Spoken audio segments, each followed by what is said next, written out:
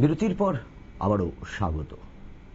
আমের মৌসুম, এই সময় কিন্তু আমের চাষিরা সবচেয়ে বেশি সজাগ বা সতর্ক থাকেন, সেটা ত্রিপুরা হোক বা পার্শ্ববর্তী রাজ্য পশ্চিমবঙ্গে হোক। কারণ আমরা জানি যে পশ্চিমবঙ্গের মালদা একটা অঞ্চল যেখানে সবচেয়ে বেশি আম, নানা ধরনের বিভিন্ন ধরনের উচ্চ জাতের আম সেখানে কিন্তু ফলন হয়।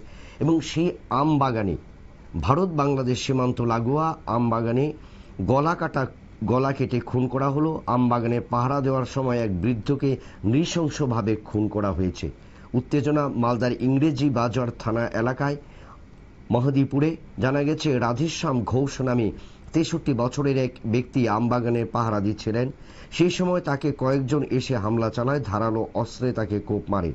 প্রাথমিক তদন্তে পুলিশের অনুমান, বাগান থেকে আম পেড়ে গবাদি পশুকে খাওয়ানো হচ্ছিল, আর এর প্রতিবাদ করছিলেন এই রাধেশ্যাম ঘোষ, এবং যাকে দুষ্কৃতীরা গলা কেটে খুন করেছে।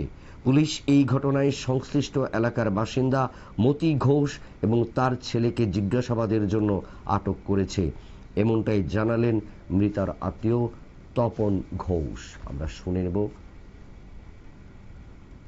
জমিতে আম জোগাতো, তারপর আমরা কালকে 7টা নাগাদ জানতে পারি, কারণ আমাদের কাছে ফোন আসে যে আমার কাকুকে কিছু দুষ্কৃতী কুপিয়ে খুন করে দিয়েছে।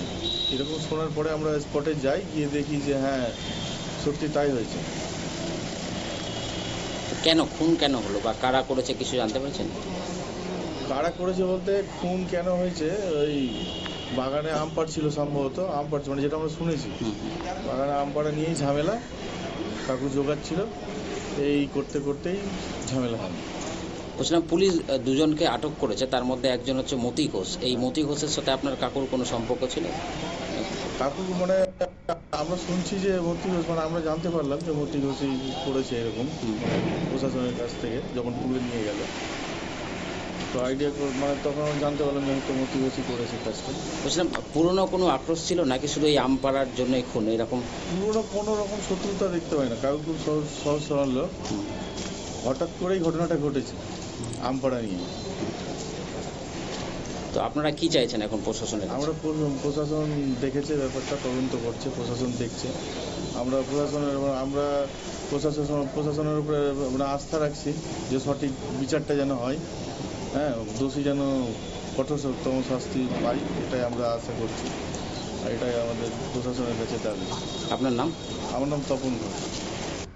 আপনারা শুনলেন তপন ঘোষের বক্তব্য যে মালদার ইংরেজি বাজার থানা এলাকায় যে মহদীপুরে এক আম চাষি বা এক বৃদ্ধকে খুন করা হয়েছে রাধেশ্যাম ঘোষকে।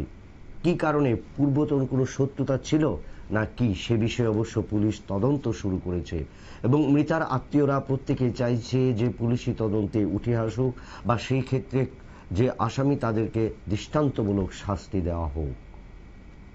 আবারও নিয়ে নিচ্ছে একটা ছোট্ট বিজ্ঞাপন বিরতি, সঙ্গে থাকুন।